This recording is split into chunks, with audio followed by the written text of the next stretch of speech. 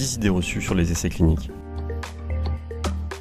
Avec la professeure Tabassum Simon, en partenariat avec la Société française de pharmacologie et de thérapeutique. Idée reçue numéro 5, les essais cliniques ne concernent que le médicament. Alors, les essais cliniques ne concernent pas que les médicaments, heureusement, parce que là encore, la prise en charge thérapeutique des malades ne se fait pas qu'avec des médicaments. Il se fait beaucoup avec des médicaments, mais pas uniquement. On peut avoir, prenons un exemple. Si par exemple, on doit avoir une prothèse de hanche, parce qu'on a une arthrose très invalidante de la hanche qui nécessite une prothèse, donc c'est un dispositif médical, il va de soi que l'utilisation de tel dispositif ou telle prothèse ou telle autre, doit être évaluée. Là encore, à la fois en termes de ses bénéfices sur le traitement de cette arthrose, mais aussi en termes des risques. Et donc, il y a bien entendu des essais cliniques dans l'évaluation des dispositifs médicaux.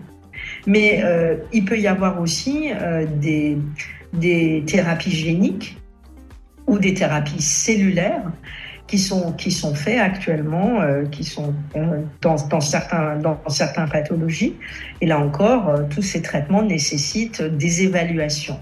Mais il peut y avoir aussi des choses qui paraissent beaucoup plus, entre guillemets, anodines.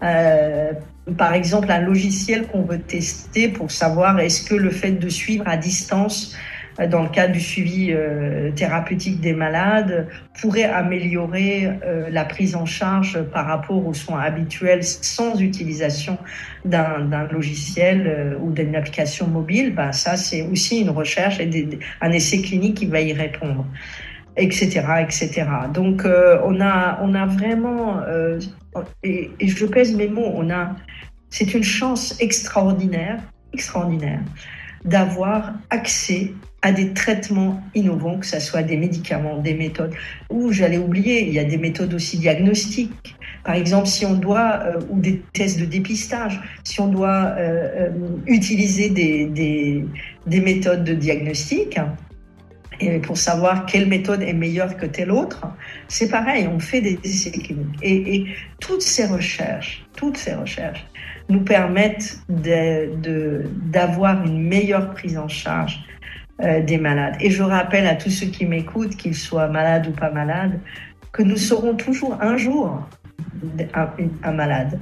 Et nos familles, nos amis, nos enfants, nous-mêmes, tous ceux que nous aimons, pourraient être un jour malades. Et donc, pouvoir, à ce moment-là, avoir la garantie qu'on leur donne le meilleur traitement possible, quel qu'il soit, eh bien, c'est une chance.